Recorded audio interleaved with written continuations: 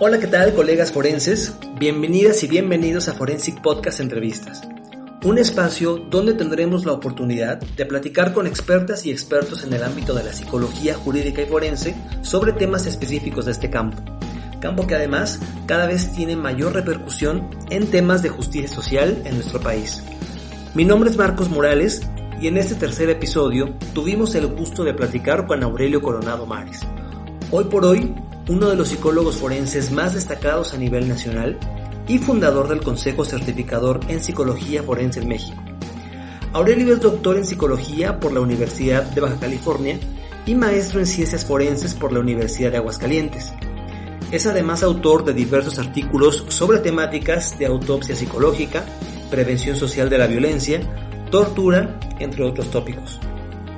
En este episodio, Aurelio nos habló sobre cómo fue su incursión en el campo de la psicología forense, sobre la propuesta de plantear una psicología forense con perspectiva de derechos humanos, qué implicaciones tiene esta propuesta y cómo se podría incorporar en el sistema de administración de justicia. Nos habló también sobre las 3 dimensiones de análisis en psicología forense como una propuesta metodológica y finalmente sobre la importancia de abordar la investigación forense desde un enfoque transdisciplinar. Y bueno, pues sin más, les dejo la entrevista, espero que la disfruten. Hola, ¿qué tal, Aurelio? ¿Cómo estás? ¿Cómo estás, Marco? No, pues aquí muy contento, muchas gracias por la invitación. Bueno, pues igual antes que nada, también muchas gracias por aceptar nuestra invitación para pues llevar a cabo esta entrevista. Ya desde hace tiempo tenía muchas ganas de hacer este episodio contigo, de platicar contigo en este podcast, en este proyecto, porque bueno, creo que eres un colega con muchas propuestas bien interesantes, muy pertinentes, ¿no? Y sobre todo con un sentido muy crítico de la psicología forense y nuestra práctica en el ámbito jurídico y forense. Y pues bueno, ya platicaremos sobre algunas de estas propuestas a lo largo de esta charla. No, gracias a ti, Marco, gracias a ti y a Forensic, obviamente, por la invitación y pues siempre desde que tenemos años colaborando de diferentes formas, pues siempre es un gusto platicar. Muchas gracias. Igualmente. Bueno, pues para comenzar, me gustaría que nos platicaras cómo fue tu encuentro con la psicología forense y qué fue lo que te convocó o lo que convocó tu interés de esta rama de la psicología. Fíjate que la historia es poco romántica porque yo estudié ciencias forenses básicamente porque en aquella época no había las series de televisión, entonces no había como este encanto de ser forense y era más un poco como algo como más oscuro, digamos, las ciencias forenses, como más alejado. Evidentemente se hablaba de violencia en la época porque siempre se ha hablado de violencia, te estoy hablando de principios de este siglo, del 2000, donde empieza como este gran paso, digamos, a políticas públicas más militarizadas, en donde la discusión por ejemplo, del movimiento zapatista estaba como empezándose a dejar, a pesar de que el movimiento zapatista tuvo un boom muy importante a finales de los 90s. En realidad, a principios del 2000, como con la serie, los reality shows, los Big Brothers, siento que fue una época muy oscura, de muy poca reflexión crítica. Pero, por ejemplo, en esa época estaba, no sé, la huelga de la UNAM. A mí me tocó la huelga de la UNAM, que los estudiantes, por ejemplo, andaban acá por mi ciudad. Entonces, mi acercamiento a la violencia o a la injusticia era como un poco más desde ahí. Desde siento que no se está pensando en esto y esto a mí me parece preocupante, ¿no? Esa fue como la razón ñoña, ¿no? Pero luego la razón, digamos, profesional, pues era que la verdad es que yo no estaba muy metido en el tema de la psicoterapia, tenía mis diferencias con la práctica de la psicoterapia, ya de joven, cuando uno es como más, más radical, ¿no? Yo creo que soy menos radical en cuanto a otras ideas, pero soy más radical en cuanto a las mías, ¿no? Y por ahí fue, o sea, fue por ese interés de no estudiar psicoterapia, pero sí temas de justicia. Entonces yo me metí a estudiar una maestría en ciencias forenses y después trabajé como maestro universitario y fui desarrollando diferentes como programas alrededor de eso, alrededor de lo jurídico. Estuve mucho tiempo trabajando en prevención de violencia y creo que ese es el gran antecedente. Yo realmente trabajé mucho en el diseño de programas y políticas públicas en prevención de violencia y me metí mucho al tema de construcción de ciudadanía, me metí mucho al tema de psicología comunitaria y de psicología crítica desde el punto de vista social. Y fíjate que de ahí es de donde viene como realmente yo vengo de ahí, pues, o entro a la psicología forense por otros lados, como por la puerta de al lado, no diría por la de atrás. Ok. Claro, entonces ya con esto que me dices, pues ya entiendo un poquito más el perfil y el interés que tú tienes, la perspectiva que tú tienes de la psicología forense. De hecho, en algunas entrevistas que has dado, que he visto, tú mencionas que de acuerdo con un informe del Alto Comisionado de las Naciones Unidas para los Derechos Humanos, Ajá. vivimos, digamos, en este momento una crisis forense, ¿no? Sí. ¿De qué manera esta crisis también alude a la psicología forense o de qué manera le impacta, Aurelio? Totalmente, qué bueno. Fíjate que ese es, yo creo que el tema, y lo hemos hablado tú y yo. O sea, el alto comisionado en el 2019 le entrega una carta a la Comisión Interamericana de Derechos Humanos diciéndole, en México tienen una crisis forense, Estado, resuélvala. Esta crisis forense se está refiriendo específicamente al problema de las personas desaparecidas y al problema de la identificación de cuerpos. Pero no quiere decir que la crisis forense pare ahí, obviamente, está hablando de un problema estructural, está diciendo algo que, por eso es Naciones Unidas, o sea, Naciones Unidas no se va a meter en el tema, por ejemplo, de los crímenes, por ejemplo, de fuero común, o sea, porque eso también es una crisis, pero estamos hablando de una crisis a nivel, digamos, internacional, porque la desaparición de cuerpos, la identificación de cuerpos, pues ya, si no se sigue atendiendo, se puede empezar a pensar como un crimen de Estado. Entonces, esta crisis forense es un problema estructural que se divide como en tres, lo dice el alto comisionado, la falta de personal, la falta de material y, lo más importante, falta de capacidad técnica. Y nosotros hemos hecho una investigación hace ya algunos años, junto con la maestra Chazelle, y lo que hicimos fue preguntarle a los psicólogos que estaban en la práctica, psicólogos y psicólogas que hacían forense, y básicamente nos lo confirman, dicen el 90% de ellos decía, necesitamos más capacitación. Y si el 90% de los peritos, muévale usted el porcentaje que usted quiera de error, están diciendo que les falta capacitación, pues es evidente que el problema de falta de capacidad técnica está ahí. Cualquier perito que nos esté escuchando sabe que no tiene la capacitación suficiente. El que no crea que no tiene la capacitación suficiente es porque básicamente vive engañado, vive alienado. Entonces, evidentemente toca la psicología forense, evidentemente hay falta de material, de pruebas psicométricas, de vales para la gasolina, porque los psicólogos y psicólogas se tienen que mover para hacer investigación, para preguntar, para hablar, necesitan tecnología, necesitan bibliotecas, pues necesitan acceso a bases de datos. Si no, no están haciendo investigación científica, están haciendo investigación policial, burocrática, metidas en un cuarto, haciéndola pasar por psicología. Entonces, también hay falta de material, evidentemente hay falta de personal, ha ido subiendo muchísimo la demanda de periciales psicológicas por parte de ministerios públicos, les piden un montón de cosas a los psicólogos y a las psicólogas, y la falta de capacidad técnica son la que ellos mismos reconocen.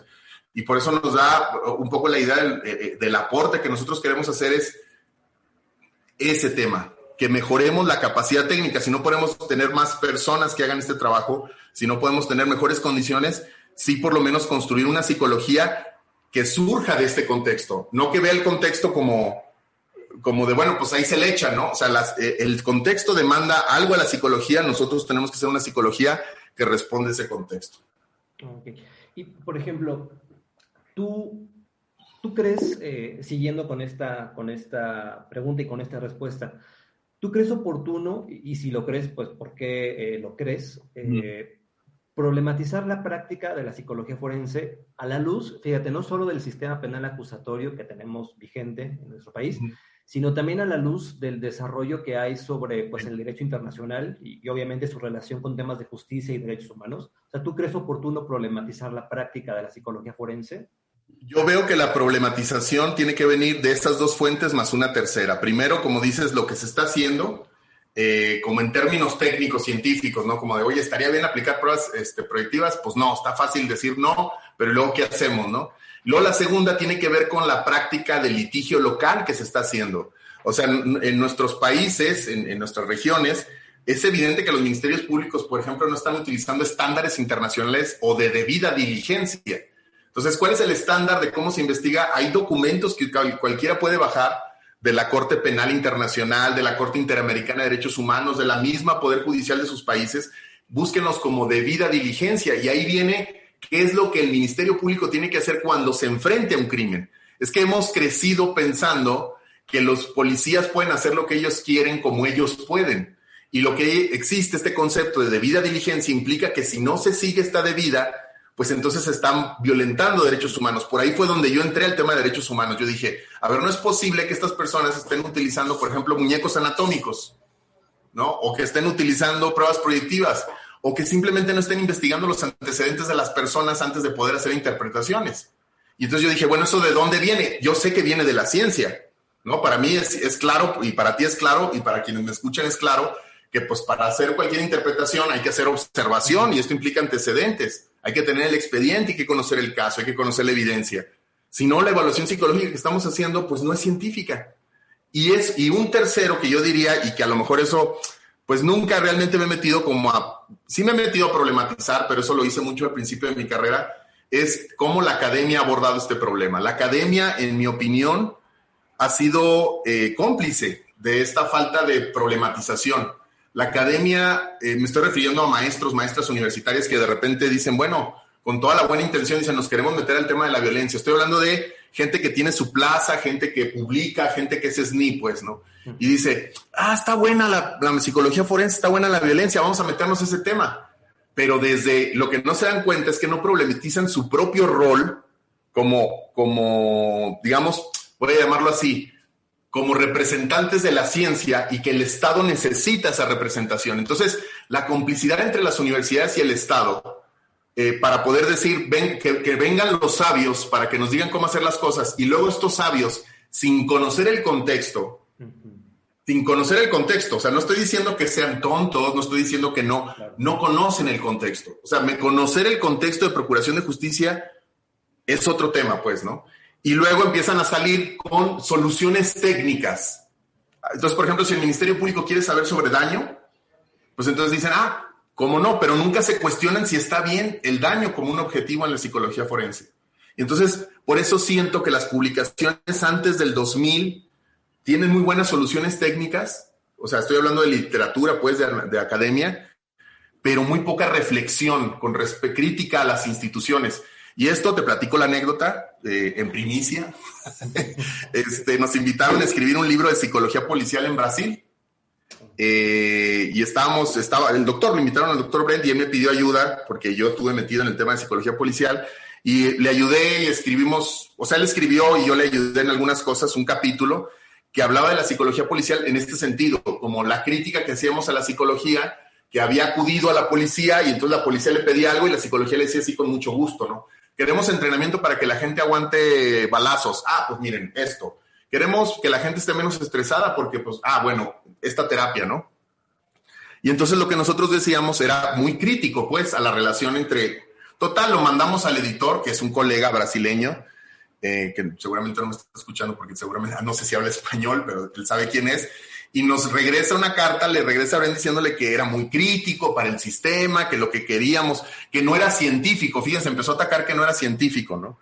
Y entonces nosotros, pues imagínate, ¿no? ¿Cómo? O sea, porque básicamente era, no quiero un libro donde se critique a la policía porque este libro yo quiero vendérselo a la policía. ¿Me explico? Entonces sí hay yo pienso, una complicidad entre la academia. No digo todos y todas, lo que estoy diciendo es la dinámica misma de institucional, de darse la mano, de los científicos, una necesidad de reconocimiento que tenemos del Estado, nos ha hecho que muy fácil nos den así una palmadita en la cabeza y nos den un premio y estemos diciendo, sí, con mucho gusto me vengo a tomar la foto y les vengo a traer un inventario que hicimos con 2 millones de pesos y un inventario para una investigación criminal. Pues, por favor. Claro. Y, por ejemplo, hablando sobre eso, ¿tú qué problemáticas ubicas específicamente? Por ejemplo, tú en algunas ocasiones has hablado sobre, por ejemplo, únicamente utilizar, que ya lo venías mencionando, la perspectiva clínica para entender el fenómeno, sí. El abuso de psicometría, sí. Y un término que utilizas que me parece como bastante interesante, la departamentalización. Sí. Sí. Háblanos un poquito sobre esas tres. Sí, mira, básicamente nosotros lo que hacemos es que es muy difícil, o sea, obviamente los problemas tienen una naturaleza estructural. Yo, la verdad, me he metido mucho, estamos platicando aquí entre ñoños y pues me da oportunidad de hablar de esto, pero me metí mucho en el tema, por ejemplo, del análisis del discurso. O sea, no me metí así como los investigadores académicos. Yo una tesis la quise plantear con el giro lingüístico. Entonces me metí mucho como a esta psicología social crítica, que lo que ve en las prácticas es el reflejo de una dinámica, ¿me explico? O sea, la práctica que al final tiene una psicóloga que no ha sido entrenada, pareciera que es el resultado de una torpeza y de una falta de recursos. Pero en realidad esta torpeza y falta de recursos son parte de la lógica del sistema para que al final la psicóloga, o sea, si hay muy poca capacidad técnica, ¿por qué todos los psicólogos hacen lo mismo si se supone que no están capacitados? Esa era mi pregunta inicial, pues. O sea, no, los de Veracruz no andan aplicando un test que nada más ellos encontraron, ¿no? Sino todo el mundo anda aplicando más o menos lo mismo, cometiendo los mismos errores, pues es lo que quiero decir. Sí, entonces la idea es que detrás de eso existen ideas y concepciones de cuál es nuestro trabajo y un poco a eso me metí. Entonces, por ejemplo, en concreto, el trabajo de nosotros como psicólogos y psicólogas forenses es visto como de un auxiliar técnico del sistema. Que nuestro trabajo, y esto te lo platico en prácticas específicas, una juez de un municipio en Guanajuato pidiéndole a los psicólogos no que hagan una evaluación, sino que apliquen ciertos test que ella elegía, por ejemplo.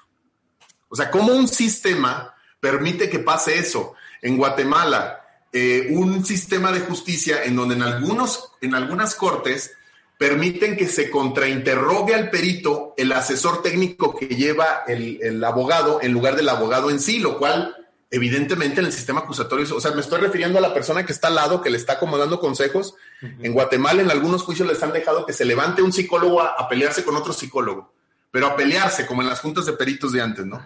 Y entonces, ¿eso qué significa? Eso significa que nos tienen, y esto obviamente es de Foucault, somos como una especie de auxiliares, pues. Entonces nos llevan para llevar ciencia al lugar.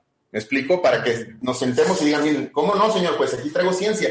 Pero el juez, tú, o sea, los operadores, en realidad ellos creen que nosotros estamos de más. O sea, no es que realmente necesiten la ciencia. A veces, por la curiosidad de saber qué pasó, pero no porque realmente el discurso científico sea favorable. Entonces, un poco lo que decís las prácticas, por ejemplo, de aplicar pruebas psicométricas es una forma del sistema de presionarte, decirte tu opinión es lo importante, tu opinión es la de los test cuando les conviene. La otra es la clínica, la que mencionabas. O sea, ¿por qué usamos la lógica clínica para atender algo que claramente, o sea, clínica implica un contexto y no estamos en el contexto clínico, estamos en el contexto jurídico? Y eso, ¿y por qué cuando uno lo invitan a trabajar no piensa eso? ¿Por qué no dices, vato? O sea, es como si me invitaran a trabajar en un equipo de fútbol, ¿no? Y entonces yo dijera, voy a traer clínica al equipo de fútbol. No, pues existe la psicología del deporte, ¿no? O sea, existen otras cosas, existe la psicología del trabajo, existen otras cosas. Pero por alguna razón, en forense nosotros asumimos que la clínica es nuestra chamba. ¿Por qué? Porque el sistema lo que le conviene es que tú des dictaminaciones clínicas para que la reparación de daño sea en ese sentido. No cambias nada, le das terapia a la persona en lugar de tener lo que le llaman las colegas justicia transformadora o sentencias transformadoras. Entonces, yo lo que te podría hacer es, de cada mala práctica, yo un poco en mi trabajo es rastrear cuál es la lógica que está detrás de esa práctica para poder desmontarla primero, problematizarla y luego proponer nuevas prácticas, porque si nada más pensamos en mejores prácticas, nos va a suceder lo que le pasó a la psicología forense en los años 2000. Mejoramos las prácticas, pero no la lógica de su uso. Y eso es un poco, yo creo, el gran avance que estamos esperando tener en siguiente década, es tener investigadores e investigadoras forenses en lugar de peritos. Y que eso, pues, implica todo pues un cambio de paradigma, ¿no? Para de entender la psicología forense. Claro. El tema aquí es, dejemos de ser peritos. Dejemos de llamarnos incluso peritos, es lo que yo siempre les digo. Llamémonos investigadores e investigadoras forenses. O sea, asumamos, porque eso también, digo, es parte del proceso, ¿no? Asumir una identidad nueva y decir, a ver, mi chamba es saber las cosas, ¿no? Esclarecer las cosas. Entonces, pero es que no sé si te pasa a ti. Bueno, a mí en mi formación, es que yo me acuerdo de mi formación como psicólogo, me acuerdo cuando estabas, no sé, viendo un caso y decías, por ejemplo, tu maestro de académico te decía, híjole, a lo mejor hay algo orgánico ahí. Te estoy hablando de la psicología como se enseñaba en los 90, ¿no? Y es algo orgánico ahí. Entonces, es orgánico y tú ya no te enterabas de nada. Tú decías, ay, no, pues entonces lo canalizo con un psiquiatra o con un médico, ¿no? O, no, es que eso ya es pobreza. O sea, eso es que de todas maneras viven en condiciones muy jodidas. Tú le das terapia, pero tu trabajo nada más es darle herramientas a la persona para que pueda vivir ese hecho. Es decir, no cambiar el hecho, no cuestionar las condiciones de las personas, sino simplemente darles consejos casi. Digo, obviamente lo estoy sobresimplificando, para que convivan en eso. Entonces a mí me parecía que ya desde la academia había como una ceguera de que hay ciertos problemas que no tocamos porque no nos tocan. ¿Sabes por qué? Porque dicen, eso es político. Esa fue la primera discusión que yo tuve con Brent. Cuando la primera conversación que tuvimos, nos sentamos y yo le dije, no, es que hay que atender los aspectos políticos del crimen para poder hacer una investigación. Y me dijo, no, la ciencia no tiene nada de político, me dice. No, pues ahí nos pasamos 3 horas alegando, yo con mi inglés así mocho, es muy difícil discutir en inglés, y él aferrado, y o sea, ya por fin lo convencí 4 años después. Oye, y por ejemplo, tú en una conferencia que impartiste muy amablemente para Forensic, que fue en el marco de un taller sobre evaluación psicológica forense de mujeres víctimas de violencia, tú mencionaste una frase que me parece que tiene hoy por hoy pues mucho sentido, ¿no? Y mucha resonancia. Hagamos una psicología forense en donde el puente entre la psicología y el derecho sean los derechos humanos. Platícanos sobre esta frase. Y fíjate que esa frase, bueno, fue una forma en la que yo intenté explicar algo que estaba tratando de comentarle a los que asistieron a esa conferencia que me hiciste el favor de invitarme con la gente de Forensic, y un curso que próximamente entiendo lo van a volver a abrir. Era mi forma de explicarles, porque yo me acuerdo que cuando a mí me enseñaron derecho y psicología, o sea, en mis clases, pues, me acuerdo que mis maestros querían hacer un poco esto y me decían, lo que pasa es que decían, el derecho se trata como de regular conductas, y la psicología también. Entonces ahí es donde el encuentro entre la psicología y el derecho, entonces, pero a mí me parecía una explicación artificial, porque no, o sea, me parecía una metáfora muy pobre, pues, la idea de que somos auxiliares. Y entonces yo decía, ¿cuál es la lógica con la cual yo puedo hablar con básicamente abogados y abogadas? Porque no se puede hablar una psicología forense si no estamos atendiendo al tema jurídico, pues, o sea, necesitamos entender el sistema jurídico.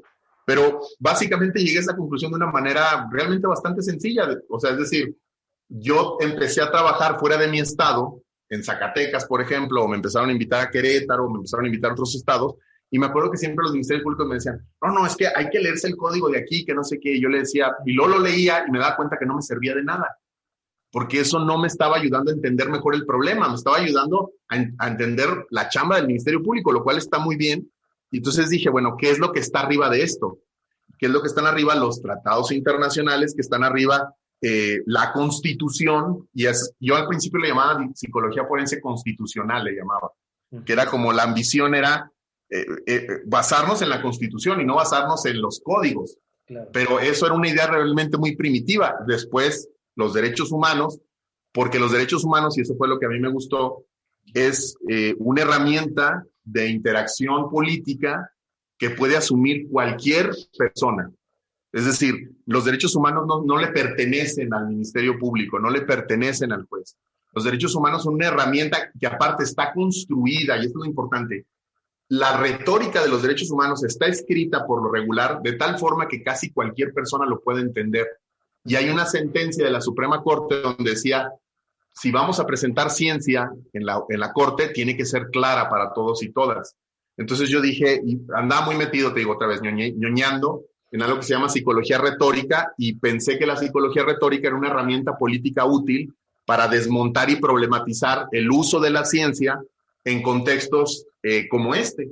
Y fue de ahí donde dije, bueno, ¿qué es lo que articula todo esto? Lo más cercano hasta ahorita, obviamente habrá siguientes generaciones que se le van a ocurrir mejores cosas que a mí, y eso espero, fueron los derechos humanos. Entonces dije, yo si uso derechos humanos, si me meto a derechos humanos, entonces voy a poder dialogar con el sistema, no de ahorita nada más, sino el sistema del futuro, porque esa es la tendencia que estamos viviendo en nuestros países latinoamericanos. Uh-huh. Y en ese sentido, Aurelio, ¿qué es o cómo es una psicología forense con perspectiva de derechos humanos? Que es, digamos, pues una propuesta bien interesante que traes desde hace ya tiempo, pero que a veces cuesta trabajo como entenderla y sobre todo como incorporarla, digamos, directamente ya en los peritajes, ¿no? Psicológicos. Sí. Entonces, ¿qué es y cómo es o cómo sería una psicología forense con perspectiva de derechos humanos? Mira, lo que a mí me gusta explicarla es como una agenda, es como una serie de intenciones y parámetros. Es decir, cada caso te va a plantear una serie de no sé, de retos técnicos, ¿no? Uh-huh. O sea, por ejemplo, no sé, la persona ahorita tiene esquizofrenia, pero en el momento, no sé, está en un estado esquizofrénico, psicótico, supuestamente ahorita, pero en su momento probablemente no lo estaba, ¿no? O a lo mejor otro caso en donde lo que queremos saber es si la niña se cayó por un accidente o la mataron, por ejemplo, ¿no? Y dices, bueno, pero eso, ¿cómo un psicólogo puede atender eso? Bueno, la psicología forense con perspectiva de derechos humanos no se trata del aspecto técnico procedimental, sino más bien lo que establece son grandes cajas de acción que se van interactuando entre sí. En concreto, lo que debemos de entender es que cada vez que hacemos una evaluación psicológica hay como una interacción entre el caso, la psicología como una serie de cajas de herramientas que tenemos ahí, los protocolos, los estudios, los informes sobre desapariciones, la investigación que tenemos sobre el caso, la comprensión que tenemos sobre las ciencias forenses en general. Esta es una caja de herramientas. Y luego estoy yo con las cualificaciones que debo de tener, ¿no? Soy una persona, o intentamos ser personas que nos capacitamos, leemos, participamos en actividades académicas, estamos afiliados a ciertas organizaciones. Entonces, esta interacción entre estos tres es un poco la guía de cómo interactuar estos tres, es la psicología forense con perspectiva de derechos humanos. Porque no tiene caso que le estemos enseñando a los psicólogos forenses cómo aplicar test, por ejemplo. O sea, pues eso, lee el manual y ya. O sea, esa es la chamba de un experto, una experta, agarrar esta caja de herramientas y decir, a ver, ¿cómo se aplica este test? Pero luego venden cursos de cómo se aplica este test y lo que te están enseñando es de la caja de herramientas, pues una. Por eso es que estamos tan atrasados en muchos de los casos. Claro, porque lo que sucede es que ¿no? Exactamente. Porque lo que estamos haciendo, o sea, un poco y yo sé, porque no sé, suena mucha chamba, y sí lo es, pero no es más chamba que la que ya se está haciendo ahorita. De verdad, el trabajo, el dolor emocional que les está tocando a los peritos de hacer el trabajo como están haciendo ahorita, el dolor estructural de saber que no están haciendo una psicología que está haciendo justicia, es peor que tratar de trabajar un poco más y hacer las cosas de una forma en la que tú sientas, este es un reporte digno. Esto que estoy haciendo está hablando de la verdad de los hechos, mínimamente los está rozando. Entonces, la psicología forense pues supone una serie de estándares, una serie de lecturas, pero sobre todo una serie de lógicas alrededor de esto. Y para reducirlo así de manera, a mí me gusta hablar de las dimensiones de la psicología forense. Te diría, se trata de tener estándares técnicos de recolección de información, de uso de procedimientos, de uso de test, o sea, es decir, básicamente seguir instrucciones de acuerdo a protocolos, ¿no? El número 2, hacer ciencia, o sea, utilizar el método científico, entender de metodología cualitativa, comprender cómo funciona una hipótesis, argumentación, diseño de investigación. Y tercero, la visión crítica, política de los hechos. Estar enterado, porque, por ejemplo, imagínate, tú puedes tener una psicóloga que sea experta en abuso sexual, atendiendo a víctimas de abuso sexual, y tiene la impresión de que es experta en abuso sexual, pero es experta en víctimas de abuso sexual. Uh-huh. Pero realmente te puedes llamar experta en víctimas de abuso sexual si no estás leyendo constantemente informes internacionales de cómo está cambiando la dinámica delictiva del abuso sexual, o cómo las redes sociales van cambiando la dinámica del grooming entre el agresor y la víctima, ¿me explico? Pues es decir, casi que lo que estoy tratando de decir es, necesitamos leer más allá de la receta de cocina, necesitamos ser personas enteradas del mundo, porque en el mundo en el que estamos es donde suceden los crímenes, y los crímenes son manifestaciones de este mundo. Si conocemos muy poco el mundo, pues estamos viendo al crimen como si fuera pues no sé, como un rompecabezas a armar, y no como un fenómeno a comprender. Entonces, obviamente es mucho más extenso que esto, pero la psicología forense con perspectiva de derechos humanos supone que de esas tres grandes cajas que acabo de hablar, cómo usamos protocolos, cómo entendemos la ciencia y cómo comprendemos el sistema, el lenguaje que nos va a ayudar son derechos humanos. O sea, yo para hacer un peritaje me la paso leyendo un documento de debida diligencia que está dirigido a ministerios públicos, al mismo tiempo que me acabo leyendo un artículo de los efectos de por qué los niños a veces generan como ciertos miedos a ciertas figuras masculinas y cómo esto se puede asociar al abuso sexual o al maltrato infantil, por ejemplo. O sea, tengo que leer esas dos cosas en un caso. Es un poco por ahí va, pues. O sea, es una forma de comprender y de abrazar el caso. Okay. ¿Y hasta qué punto se puede... ¿Hasta qué punto no traspasamos la línea entre una disciplina y otra, entre un campo y otro, entre la psicología forense y los derechos humanos? ¿Hasta qué punto no extralimitamos, digamos, nuestra intervención? Esa es como la pregunta más, esa es muy buena pregunta porque es una pregunta a la que nos enfrentamos todos los días.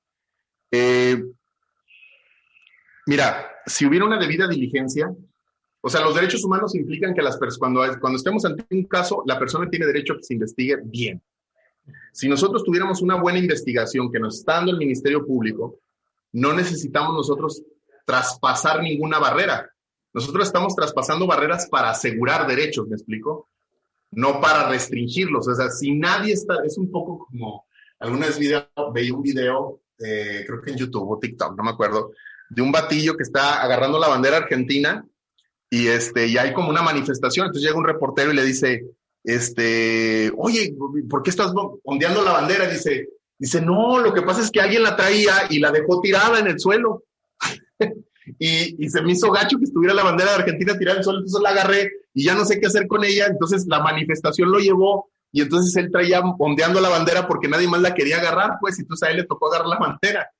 En concreto, si tú estás haciendo tu trabajo y ves que el otro no lo está haciendo, ¿cuál es tu trabajo? Decir, no, o sea, una cosa es criticar al compañero y otra cosa es la víctima que está enfrente, que no se le están asegurando derechos, que no se le está asegurando el derecho a una debida diligencia.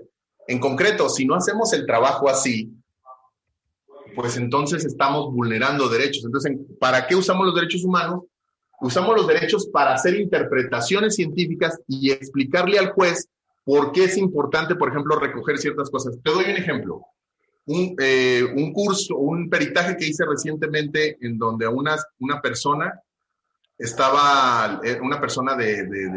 90 años, 80 años, perdón, la estaban diciendo que ya estaba demente, tenía demencia, decían, vascular.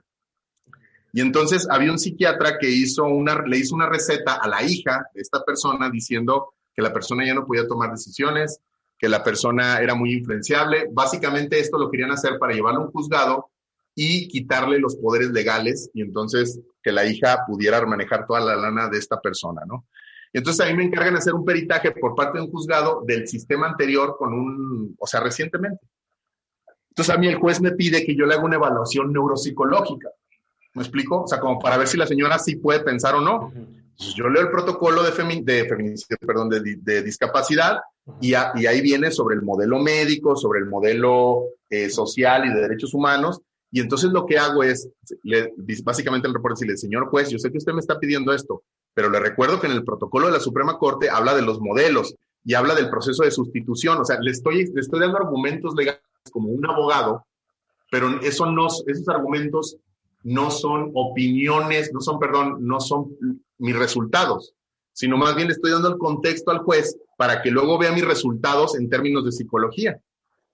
Y eso, a la fecha, te lo puedo decir, jamás nadie me ha dicho en un juicio, eso no lo puedes hacer, porque eso lo puede hacer hasta la víctima. Eso lo puede hacer hasta el acusado. El acusado tiene derecho a argumentar desde ahí, porque son herramientas disponibles para todos y todas. Uh-huh.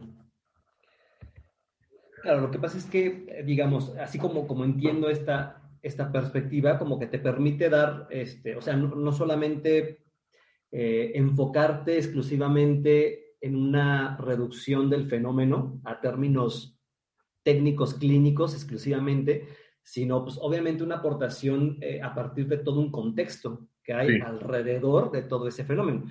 La realidad es que eso es algo complicado, algo complejo de hacer, pero que sin duda, pues obviamente te permite llegar a conclusiones mucho más ad hoc, ¿no? Para estar a la altura de los requerimientos, pues, internacionales, ¿no? Creo que ese es el tema, Marco, porque de verdad sí es, o sea, es que no es un avance técnico, me explico, sino es una propuesta de cualitativamente hacer diferentes las cosas. Uh-huh. Por eso es que es tan difícil, o sea, por eso es que ha costado trabajo, pero es que es obligatorio. O sea, realmente esta psicología forense está sustentada en los protocolos de actuación, o sea, no es una propuesta de estaría mejor, sino de ya el sistema jurídico lo está pidiendo, nada más que los peritos ni los ministerios públicos lo están escuchando. ¿Y tú crees que haya resistencia, no sé, por llamarlo de alguna manera, desde estas perspectivas de la psicología forense mucho más, no sé, como llamadas como más científicas, empíricas, como más, sí, de datos científicos? ¿Tú crees que hay resistencia a recibir esta otra perspectiva? Yo cuando hablo con científicos, es decir, con académicos, por ejemplo, los que andan en el neuro, ¿no? O sea, como los que andan en rollos así de que no, es que hay que aplicar este test la verdad es que nunca he tenido una conversación con alguno de ellos que no agarre la onda rápido. O sea, las personas que son académicas, que ya les explicas la profundidad, muchas de las veces lo que están haciendo lo hacen desde que no conocen la profundidad de los problemas del sistema jurídico. O sea, por ejemplo, hacer un test de alienación parental, por ejemplo.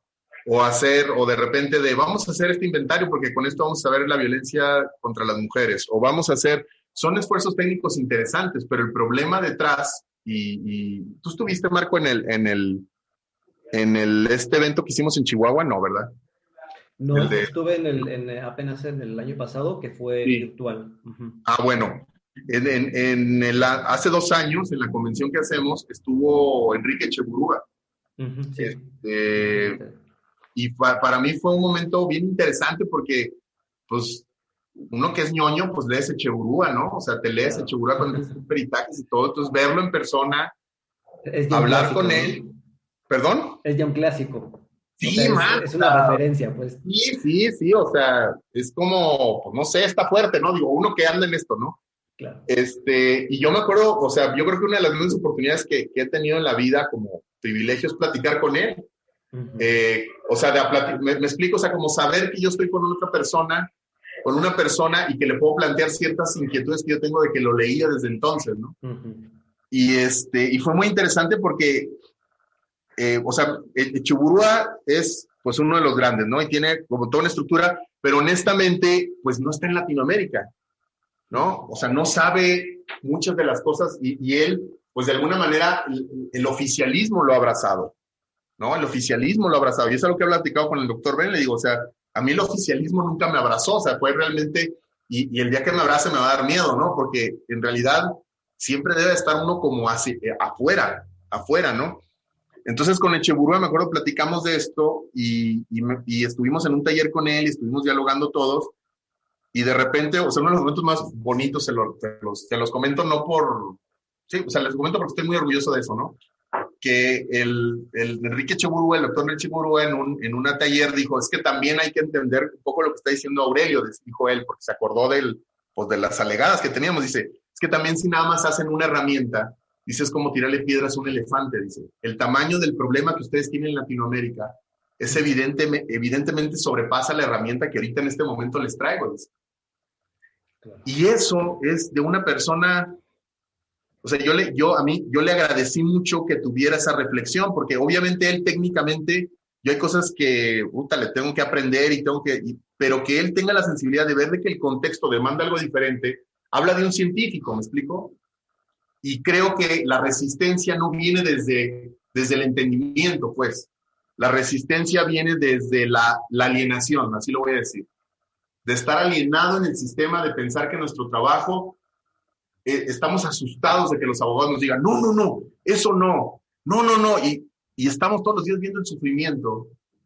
Entonces, sí creo que la resistencia no hay resistencia lógica para esto, honestamente. Hay cosas que se puedan perfeccionar, o sea, porque no son cosas que a mí se me ocurrieron, están en los protocolos. Nada más lo que estoy haciendo es tratar de estructurarlos. Lo mismo hizo el doctor Brent cuando hizo análisis de la evidencia conductual.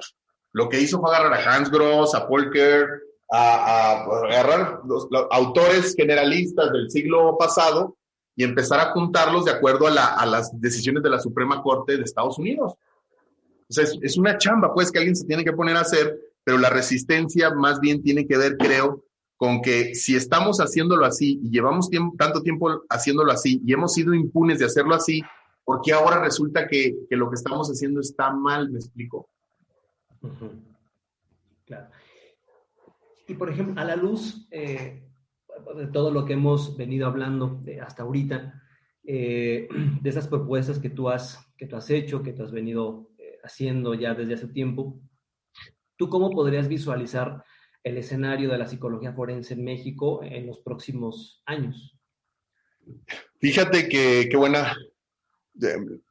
Yo soy un pesimista en general.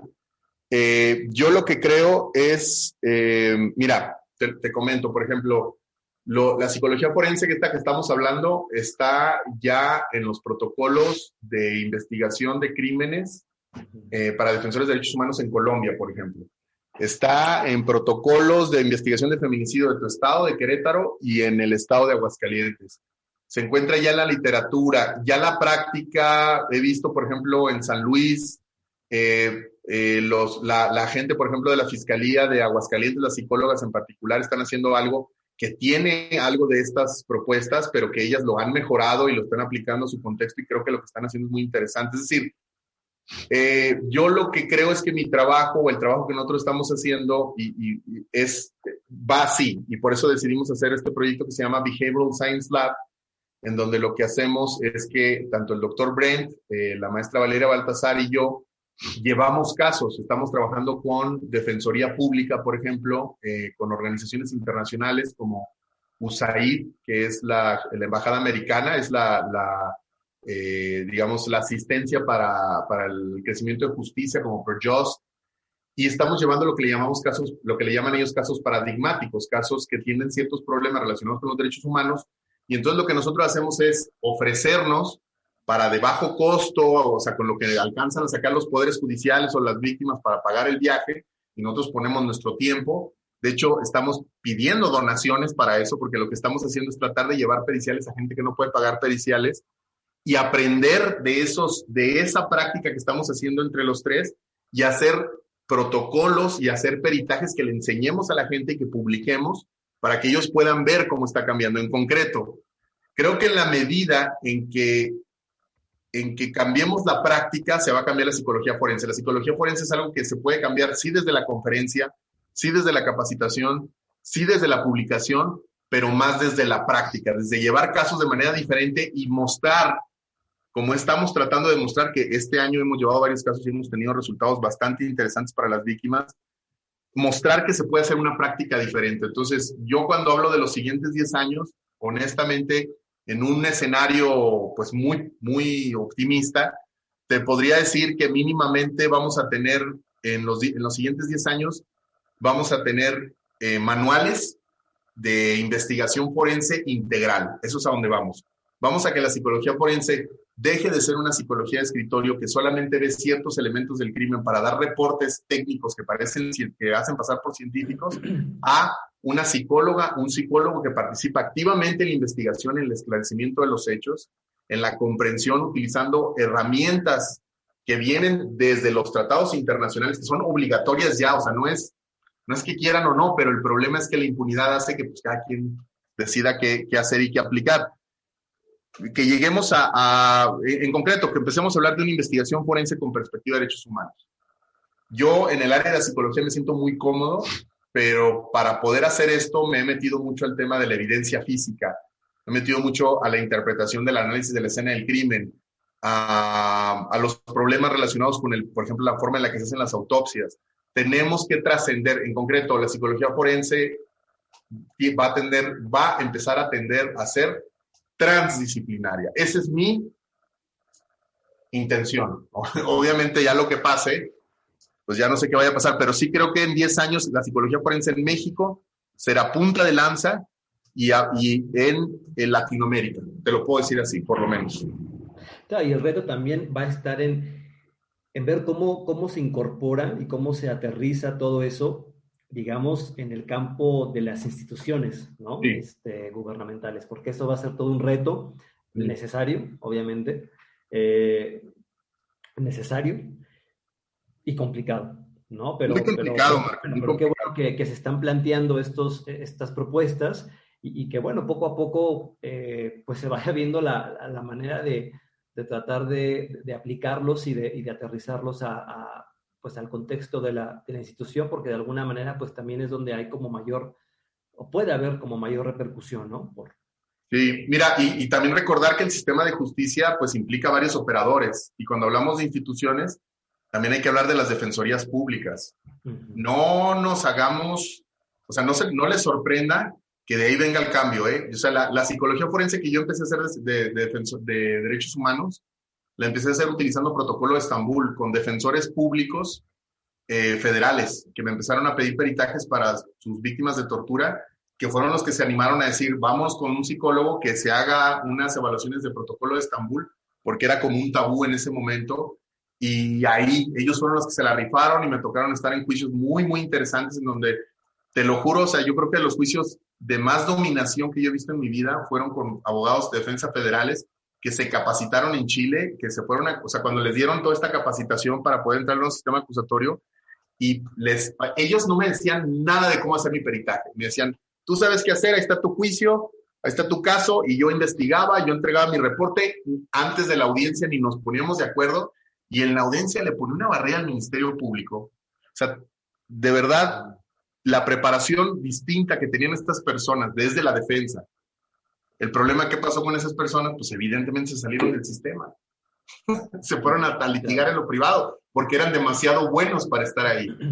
Entonces, el problema de las instituciones no tiene que ver muchas de las veces con la adopción de las prácticas, sino con que las personas que lo adopten realmente no aguanten estar ahí.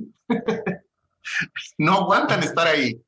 El sistema los escupe, porque una persona que diga, lo voy a hacer bien, va a molestar mucho al sistema. Entonces, tienes razón. No creo que sea difícil que las personas lo adopten, porque hay muchas personas, pues nerds, ñoñas, interesadas en los derechos humanos que conozco, que están trabajando en el sistema, pero sí creo que el sistema no les va a poner las mejores condiciones en un primer momento. Claro. Bueno, Aurelio, pues ya para ir terminando con esta entrevista, te voy a hacer 2 preguntas que se las hago pues a todas y todos nuestros invitados del podcast. Son 2 preguntas pues muy sencillas, que las puedes contestar de forma concreta o te puedes explayar como tú quieras.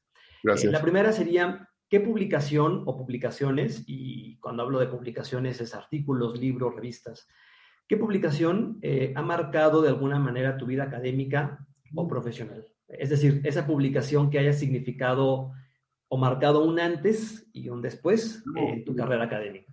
Uf, qué fuerte. Yo te podría decir acerca del alma de Aristóteles. Acerca del alma de Aristóteles, lo pueden encontrar en Google, así con acerca del alma de Aristóteles. El espíritu de la ciudad, de Pablo Fernández Cristilev, que es un texto que si lo consiguen en el libro, muchas felicidades, porque el mío yo lo leí, lo presté y nunca lo volví a encontrar. Problematización de, ¿cómo? Era como problematización de las prácticas psicológicas, creo, Lev Vygotsky del 30 y no sé qué madres, ese es un así articulazo, sobre la certeza de Ludwig Wittgenstein, y te lo digo, o sea, de buen, o sea, lo digo y así, es algo que le he dicho muy pocas veces a Bren, y que es la primera vez que le digo en público. Cuando leí su libro sobre perfilación criminal, por lo menos el primero de los 2 capítulos, dije, cabrón, o sea, aquí hay alguien que está pensando algo muy interesante, ¿me explico? Y así me puedo agarrar, tengo varios, o sea, pero sí te sé identificar qué es cuando leí algo que dije, ¿no? Porque hay veces que lees algo y dices, esto está muy bien, está muy interesante, me ayuda mucho, pero hay cosas que lees y dices que te cambia un poco la cabeza. Entonces yo podría mencionar eso ahorita. Ok. Y la segunda, ¿qué publicación le recomendarías al que nos esté escuchando en este momento para adentrarse, digamos, al mundo de la psicología forense y su relación con los derechos humanos? Miren, pueden entrar a la página del Consejo Certificador, así busquen el Consejo Certificador en Psicología Forense, y en la parte de publicaciones ustedes pueden encontrar 2 cosas, una revistita que hicimos, que la pueden bajar ahí, revista, se llama Psicología Forense Latinoamericana, donde hicimos un artículo sobre las dimensiones de análisis de la psicología forense, y vienen otros artículos interesantes de colegas, y yo les recomendaría que para que se metan a este tema, léanse la guía metodológica para peritajes psicosociales, que escribe Jimena Antillón con otras, publicado por el Observatorio Nacional de Violencia de Género. A mí me parece ese texto muy bueno, yo lo cito constantemente en mi trabajo. Uh-huh. Ok, bueno, pues nos vamos a dejar el links de esas recomendaciones acá en la descripción del podcast. Y pues bueno, pues Aurelio, antes de finalizar, no sé si quieras dar algún aviso, alguna invitación a la persona que nos esté escuchando en este momento, algo que quieras comentar. Nada, pueden seguirnos, busquen en YouTube, en Spotify, hasta en TikTok, busquen Psicología Criminal y Forense, y tenemos información para ustedes que estamos publicando constantemente, porque creemos que es importante compartir. O sea, la comunidad no se va a construir, como ya platicamos el día de hoy, desde la institución, sino desde las personas y las comunidades que tengamos esta identidad o estas ganas de mejorar la práctica, ¿no? Entonces, la idea es compartir, la idea es retroalimentarnos, y la idea es hacer una comunidad que sea transinstitucional y fuera, digamos, de los cánones tradicionales de cómo se hace la academia, ¿no? Creo que por ahí va, o sea, hasta incluso la forma de organizarnos debe ser distinta. Claro. Pues también comentar que Aurelio va a estar con nosotros también impartiendo una conferencia en el marco del curso que tenemos sobre evaluación psicológica forense de mujeres víctimas de violencia en la pareja, que ya próximamente van a empezar a ver información sobre este. Pues bueno, Aurelio, pues agradezco de verdad muchísimo que nos hayas pues brindado un poco de tu tiempo para platicar sobre estos temas pues tan relevantes para nuestra disciplina, para nuestra práctica. En lo personal, siempre es un gusto y un placer dialogar contigo, ya te lo he comentado, me gusta mucho la forma en que abordas de manera pues tan crítica nuestra práctica como psicólogos y psicólogas forenses, además de que me parece pues totalmente necesario para ir abriendo caminos, digamos, hacia una psicología forense que realmente humanice el sistema jurídico. Claro. Y que cumpla su función, no solo, ¿no?, de auxiliar, sino de educar al sistema de justicia. Exactamente. Pues bueno, pues sin más, nos vemos entonces en la próxima. Un saludo y muchísimas gracias.